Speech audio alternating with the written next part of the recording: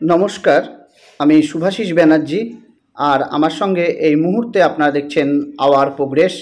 আজকে আমরা যে বিষয়টি উত্থাপন করব, ধরুন আপনার পিতা বা অন্য কেউ কোনো সম্পত্তির যেমন গহনা বা টাকা ব্যাংকে গচ্ছিত রেখেছেন এবং তার নমিনি হিসেবে আপনার কোনো এক দাদাকে নমিনি করেছেন।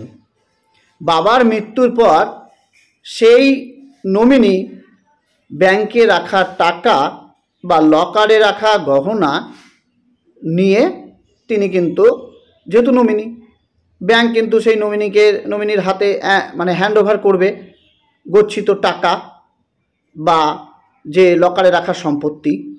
সেই সম্পত্তিগুলো ওই নমিনি নিয়ে সেই অধিকার কিন্তু প্রথমত উনি বলেন যে এগুলো যেহেতু আমার বাবা আমাকে নমিনি করে গেছে, তাই এগুলো আমি পুরোটাই পাবো, আমার অধিকার এটা।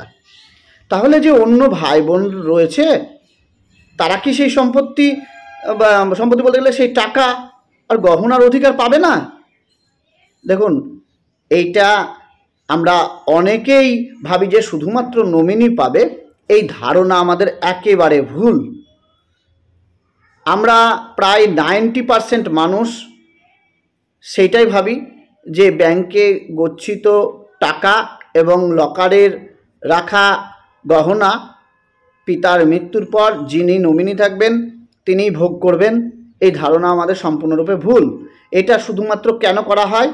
কারণ মৃত ব্যক্তির যে টাকা রেখে যাওয়া টাকা এবং লকারে রাখা গহনা, সেটা যেন ব্যাংক হ্যান্ড ওভার করতে পারে একজন প্রতিনিধির কাছে, মৃত ব্যক্তির একজন প্রতিনিধির কাছে, সেই জন্যই নমিনিটা করা হয়। তারপরের যে প্রসেসটা আমাদের, যেমন ভাবুন যে আমাদের যে সম্পত্তিগুলো থাকে, পিতার মৃত্যুর পর প্রত্যেকটা ওয়ারিশ সেই সম্পত্তির ভাগটা পায়।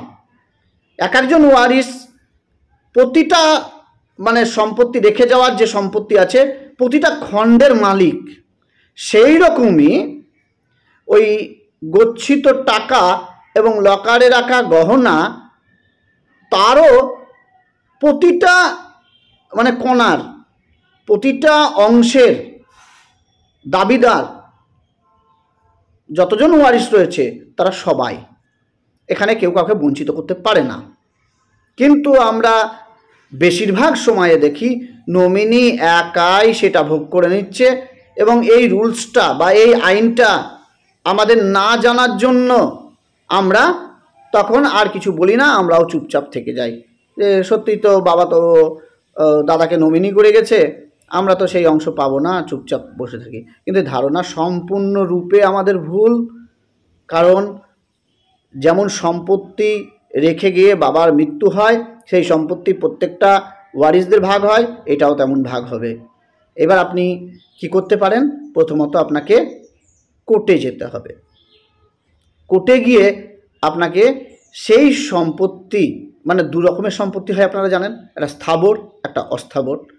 সেই সম্পত্তি আপনাকে কোর্টে গিয়ে দাবি করতে হবে। কি দেখিয়ে দাবি করবেন? আপনি ওয়ারিশ সার্টিফিকেট আপনাকে বের করতে হবে বা সাকসেশন সার্টিফিকেট আপনাকে বের করতে হবে। এই সাকসেশন সার্টিফিকেটটা কিন্তু কখন লাগে? যখন আপনার আইনগত অধিকার প্রতিষ্ঠা করার জন্য। আর যদি জেনারেলি কোনো প্রপার্টি থাকে, সম্পত্তি যেমন ঘর বাড়ি জমি জায়গা, যদি এইসব থাকে তাহলে ওয়ারিশ সার্টিফিকেট দিয়ে সেটা চলে। আর যখন বিশেষ করে গহনা টাকা এইগুলো আসে তখন আপনার সাকসেশন সার্টিফিকেট লাগে। সেটা আইনগত আপনি যে উত্তরাধিকারী সেটা প্রমাণ করার জন্য সাকসেশন সার্টিফিকেটটা লাগে। যখন আপনি সাকসেশন সার্টিফিকেট নিয়ে আদালতের দ্বারস্থ হবেন এবং পাশাপাশি ওয়ারিশ সার্টিফিকেটটা দেখাবেন, তখন কি হবে? আদালত প্রথমত বিচার করবে যে নমিনি কাকে করা হয়েছিল সেইটা দেখবে এবং কোন কোন জিনিসটার বিষয়ে, অর্থাৎ ব্যাংকে গচ্ছিত টাকা, লকারে রাখা গহনা, এইগুলোর নমিনি করা হয়েছিল এই বিষয়টা দেখবে। তারপরে সাকসেশন সার্টিফিকেট অনুসারে সেটাকে দেখবে যে কতজন ওয়ারিশ রয়েছে সেইটা দেখবে। দেখার পর একটা প্রাইমারি ডিক্রি জারি করবে। প্রাইমারি ডিক্রিটা কি? যে আপনার অধিকার আছে কি নেই এর উপরে একটা প্রাইমারি ডিগ্রি জারি হয়। আমরা কিছু কিছু ক্ষেত্রে দেখেছি লোয়ার কোর্ট নমিনির পক্ষে রায় দিয়ে দিয়েছে, যে নমিনি ওটা পাবে, এরকম রায় দিয়ে দিয়েছে কিছু কিছু লোয়ার কোর্ট। যখন এটা হাইকোর্ট বা সুপ্রিম কোর্টের অবধি চ্যালেঞ্জ হয়েছে তখন পুরো রায়টা একবারে বদলে গেছে। কি রায়টা বদলে গেছে? হাইকোর্ট সেক্ষেত্রে বলেই দিয়েছে যে নমিনিকে শুধুমাত্র হ্যান্ড ওভার করার জন্য ব্যাংক ওই মৃত ব্যক্তির প্রতিনিধি হিসাবে নমিনিকে রেখেছে, সে শুধু হ্যান্ড ওভার করার জন্য যে গহনা বা টাকাটা, তাই সে কিন্তু পুরো সম্পত্তির অধিকারী নয়, শুধু ওয়ারিশ সূত্রে যতটুকু ভাগ পাবে, অর্থাৎ আপনার যদি 3 জন ওয়ারিশ থাকে তাহলে 3 জনে সমান ভাগে ভাগ পাবে, এইটাই হলো ব্যাপার।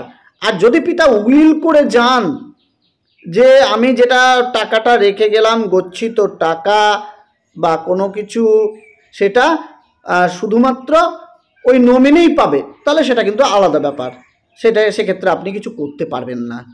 কিন্তু যদি না বলে যায় তাহলে নমিনি কাছে শুধু হ্যান্ড ওভার করবে ব্যাংক, তারপরে কিন্তু যেমন আপনার সম্পত্তি ভাগ হয়, অর্থাৎ জমি জায়গা বাড়ি যেমন ভাগ হয় পিতার মৃত্যুর পর ওয়ারিশ হিসেবে প্রত্যেক অংশ পান, সমান ভাগে ভাগ পান, এক্ষেত্রেও টাকার ভাগ এবং গহনার ভাগ প্রত্যেকে সমান ভাগে ভাগ পাবেন।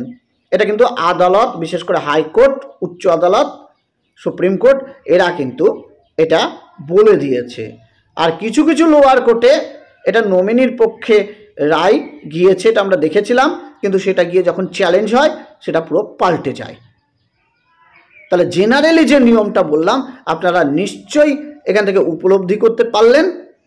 তা সত্ত্বেও আমাদের কিছু কিছু ক্ষেত্রে এই যে আইনি প্রসেস এতটা জটিল বা এতটা সময় সাপেক্ষ বা এতটা ব্যয়বহুল, এই কারণে আমরা কিন্তু যে ন্যাচারাল জাস্টিস বলুন বা আমাদের ন্যায় বিচার বলুন, এটা পেতে দেরি হয়ে যায়।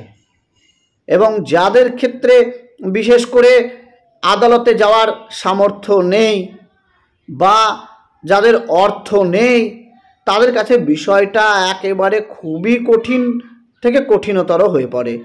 এটা কিন্তু একটা স্বাভাবিক ব্যাপার। তবে নমিনির যে ব্যাপারটা বললাম আপনারা নিজেরাই দেখে নিতে পারেন যে নমিনির কতটুকু রাইট আছে, কতটুকু অধিকার আছে, সেটা আপনারা গুগলে সার্চ করে দেখে নিতে পারেন যে নমিনির কি কি এলিজিবিলিটি বা কি কি ক্রাইটেরিয়া বা কি কি রাখতে পারে, বা একজন ওয়ারিশ নমিনির যখন হ্যান্ড ওভার হয়ে গেল সম্পত্তি, সেই সম্পত্তি রাখতে মানে ভাগ হবে কিনা, সমান ভাগে ভাগ পাবে কিনা, বা নমিনি সব সম্পত্তির ভাগ পাবে কিনা, এটাও কিন্তু আপনারা যদি গুগলে সার্চ করেন তাহলে কিন্তু এই যে নমিনি সংক্রান্ত যে রুলসগুলো রয়েছে সেই রুলসগুলো আপনারা নিজেরাই পেয়ে যাবেন। আমার এই ভিডিও তখন আপনার প্রয়োজন হবে না। আপনাদেরকে শুধু এটা সতর্ক করার জন্য বা এটা জানানোর জন্য এই ভিডিওটি বানানো। যাই হোক, আজকে আমি এইটুকুই বললাম। ধন্যবাদ ভিডিওটি দেখার জন্য। আমি শুভাশিস ব্যানার্জি আজকের মতো বিদায় নিচ্ছি। আবার পরবর্তী ভিডিওতে খুব শীঘ্রই আপনাদের সঙ্গে দেখা হবে।